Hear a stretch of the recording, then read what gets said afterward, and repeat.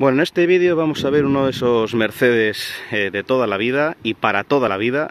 Probablemente el Mercedes más icónico, representativo de todos los tiempos, que es ni más ni menos que el W123 en formato berlina, como podéis ver, y animado por uno de los motores diésel más longevos, más robustos, candidatos a la eternidad, que es el 300D, un bloque de 5 cilindros en línea, en este caso 88 caballos, y asociado particularmente en esta unidad a una caja de cambios de 4 velocidades, puesto que en la quinta velocidad, incluso en Mercedes de esta categoría, en coches de este calibre, pues era una opción y no era tan habitual como si lo era pues en los años 90 y que ni qué decir en los años 2000. Bueno, hace un tiempo, unos meses, pudisteis ver en el canal un vídeo de un 190 en estado original, motor 1.8 de gasolina, y esta es otra de esas unidades que también se encuentra en un estado original, natural, sin restaurar, tal y como salió del concesionario de fábrica, pues se ha ido usando. En este caso tiene un kilometraje sorprendente que veremos más adelante, y simplemente pues se ha conservado, se ha mantenido, se ha utilizado a diario con más o con menor intensidad y luce tal y como estáis viendo. Como tenéis en vídeos en el canal, de hecho se grabó una unidad turbodiesel norteamericana, un 300D con 800.000 kilómetros que sigue circulando, una versión Pullman y un precioso y elegantísimo coupé. El W123 pues se produce desde el año 75 hasta el año 85-86. Aquí tenemos el interior con cuero, como podéis apreciar. No tenemos en la consola central algún elemento que seguro que os llama la atención. La caja de 4 velocidades, elevalunas manuales, pero bueno, ahora le echamos un vistazo. Bueno, centrándonos un poquito más en el exterior, aquí podemos ver que todo está absolutamente natural, las molduras, la mayor parte de las piezas y de su pintura también son las de fábrica, no todas, obviamente porque es prácticamente imposible, pero sí la inmensa mayoría.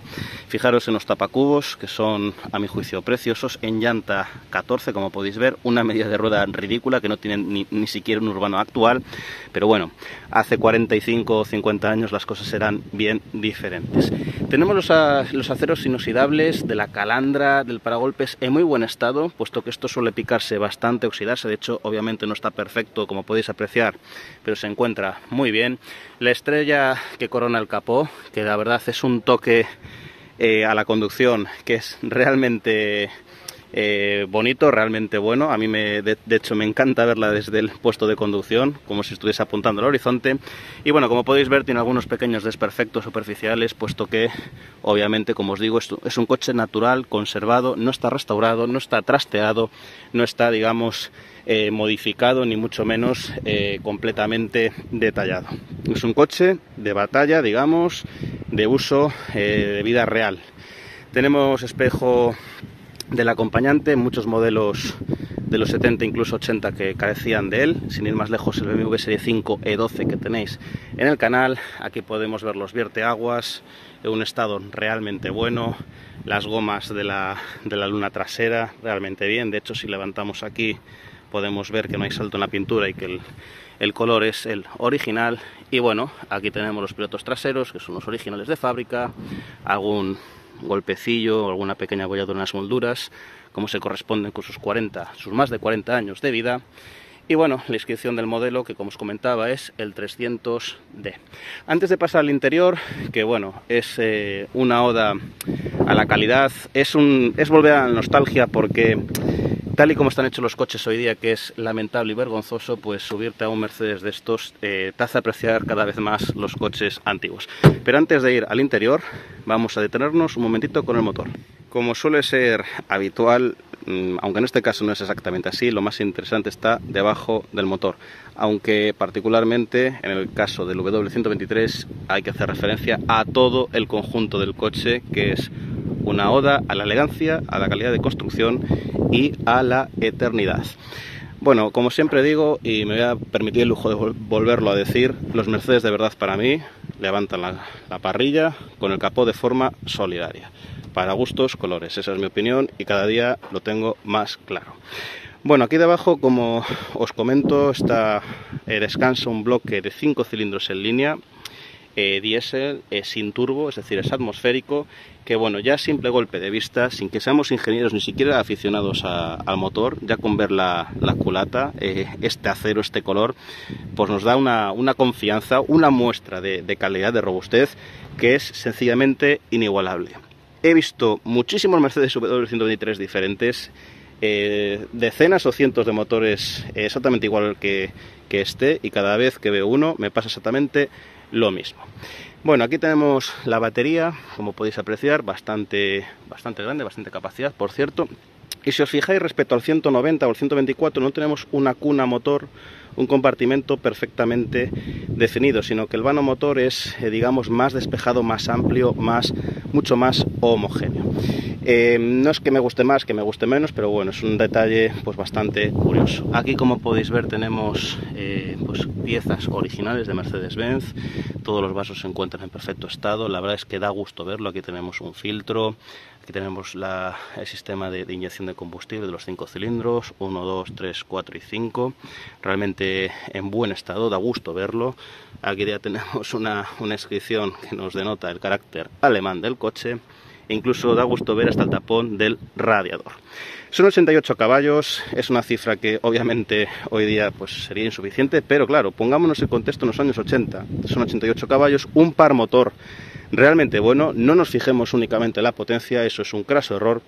El par motor de este coche es realmente bueno, con lo cual obviamente no tiene unas prestaciones fulgurantes, pero para moverse en el tráfico actual con dignidad es más que suficiente. Eso sí, el consumo, no vamos a lograr consumos de 5 litros como los primeros TDI, sino que nos iremos más al entorno de los 7, 8, y si circulamos a cruceros muy altos por autovía, teniendo en cuenta que tenemos 4 marchas, pues igual nos vamos a 8 litros y medio, incluso 9. Bueno, vamos ahora sí al interior, haciendo antes una cosa que siempre me gusta hacer en estos Mercedes, que es cerrar la puerta. Parece honestamente la compuerta de un submarino. Bueno, tenemos un volante enorme, como os vengo contando y como sabéis que tiene el W123, demasiado grande a mi juicio, puesto que muchos cuentan con dirección asistida y se hace excesivamente grande. Pero bueno, también proporciona un tacto de conducción, pues que te hace sentir más a bordo de un pequeño yate pues que de un coche. Estamos en un coche de lujo, una berlina de representación del segmento E, pero tenemos elevalunas manuales delante, puesto que muchos rivales franceses, el CX sin ir más lejos, contaban ya con elevalunas eléctricos de forma consolidada. Pero bueno, hay que entender el lujo alemán de otra manera, que es pues la calidad de construcción, el ensamblaje, la solidez, digamos la presentación también sobria. Hay que entenderlo de otra manera. Bueno, aquí veis el kilometraje de esta unidad, 174.940 kilómetros reales. Es una de las unidades con menor kilometraje que haya visto, por no decir incluso que la que menos. Son 42, 43 años de servicio. Y bueno, tenemos un cuadro, como podéis ver, muy simple: afordador del combustible, refrigerante, la temperatura, el manómetro de la presión del aceite, un velocímetro tarado hasta 180 km/h, que obviamente no vamos a alcanzar, nos quedaremos pues más cerca de 140 que de 180, y un reloj analógico que, como os he comentado varias veces, yo colocaría pues en el centro de la consola, y aquí emplazaría un cuenta revoluciones, pero sin más. La llave la tenemos bastante escorada a la derecha, no la tenemos en la columna de dirección en sí, sino que la tenemos justamente debajo del cuadro. Aquí tenemos el testigo de precalentamiento, como podéis ver. Y bueno, vamos a arrancarlo un momentito simplemente para ver cómo suena.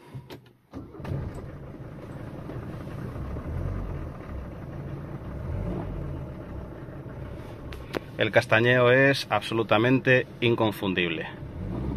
De hecho, cuando aceleramos un poco, no sé si lo podéis apreciar, se bambolea el coche de un lado a otro. Una auténtica delicia. Vamos a apagar. Bueno, por lo que respecta al centro de la consola es súper sencillo. De hecho, no tenemos radio. La radio se solía incorporar a posteriori. Las más famosas son las Becker de México, pero no la tenemos.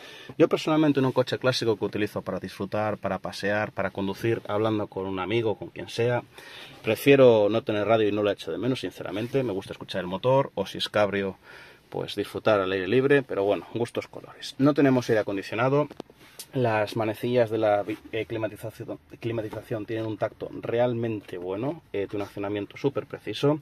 Tenemos aquí también este indicador, esta palanca que abre y cierra estas salidas. Y aquí el interruptor de la luneta térmica. Tenemos aquí 3 botones ciegos, muy sencillo, muy espartano, muy austero, como se corresponde con Mercedes. Tenemos tapicería en una especie de cuero, una calidad bastante buena, aunque os he dicho 1000 veces, os lo vuelvo a decir, que el cuero de los coches franceses me parece superior y directamente el mejor, sin irnos a Rolls o a Maserati. Y aquí, como podéis ver, tenemos la palanca de la caja de cambios de solo 4 velocidades, suficientes entre muchas comillas, sobre todo para circular por carreteras y demás, pero bueno, una quinta velocidad le vendría que ni al pelo. Aquí estarían los levalunas eléctricos, los mandos, si tuviésemos ese extra, que por supuesto se facturaba aparte, tanto delante como detrás, y muy caro, por cierto. Y esta es la visión que tenemos desde el puesto de vista, desde mi puesto de conducción, desde lo que estoy viendo yo ahora mismo. Bueno, en las plazas traseras pues encontramos exactamente las mismas calidades que delante, un tacto súper acolchadito, muy agradable, una solidez increíble. Fijaros el pedazo de cierre que tiene la puerta, logo de Mercedes, acero, los remaches de la tornillería, es realmente exquisito. Un apoyabrazos también algo mullidito y un cenicero acero que no podría faltar, puesto que es un elemento de equipamiento imprescindible en los años 70 y 80. Aquí tenemos espacio suficiente para 2 adultos, podría ir un tercero, pero bueno, es un coche diseñado para 4, como el 99% de los vehículos, de los modelos. Y aquí tenemos el apoyabrazos, que quedaría tal que así. Desde el asiento trasero izquierdo tendríamos esta visión. Nada mal. Bueno, como podéis ver, tenemos 3 agarraderos. El del conductor pues no existe, que caben pues 2 o 3 manos perfectamente. Un techo que es original, no está retapizado ni descolgado, la verdad es que da gusto verlo. Y un tacto de cuero pues muy bien conservado, muy agradable. La verdad es que da gusto ver esta unidad. Apoyabrazos delantero, que estoy prácticamente seguro de que era un extra, por no decir que estoy 100% seguro, como ocurre en el W124. Y bueno, desde aquí se puede ver el enorme tamaño del volante, que es gigantesco, es un timón de barco directamente, que en este caso no es de cuero, es de plástico, pero que se encuentra en muy buen estado.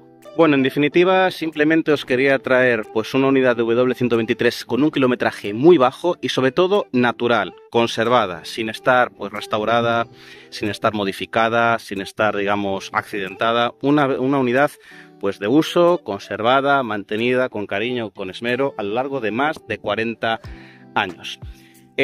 No obstante, a pesar de ser un coche candidato a la eternidad y que el mercado pues últimamente, en los últimos años, se ha vuelto loco, los W123 no cotizan demasiado alto y hasta hace 2 o 3 años, en plena pandemia, era fácil encontrar unidades por menos de 3.000 euros en un estado entre comillas decente. Obviamente el precio ha subido, como ha subido el precio de casi todos los vehículos, pero sinceramente, y a pesar de ser un coche muy abundante, muy poco exclusivo en ese sentido, pues honestamente se merecería mucho más. ¿Por qué? Porque es un coche para toda la vida, a pesar de que el W123 sea bastante propenso a la corrosión, como tantos otros modelos coetáneos, tanto de Mercedes como de otras marcas rivales, con lo cual hay que tener bastante cuidado, pero es un coche eterno, para siempre, que nos sobrevivirá a todos los que estén viendo este vídeo y seguramente a gente que todavía esté por venir. Sin más, me gustaría conocer vuestra opinión de esta unidad en concreto, si os gusta el equipamiento interior, si preferís que tenga levalunas eléctricos delanteros o techo solar, o simplemente si os gusta así tal y como está, espartana, natural, con un equipamiento justo. Y también me gustaría conocer vuestra opinión de este modelo en particular. ¿Cuánto pagaríais por un W123 con este motor 300D? ¿Hasta dónde estaríais dispuesto a llegar por restaurar un coche así, o si lo utilizaríais a diario?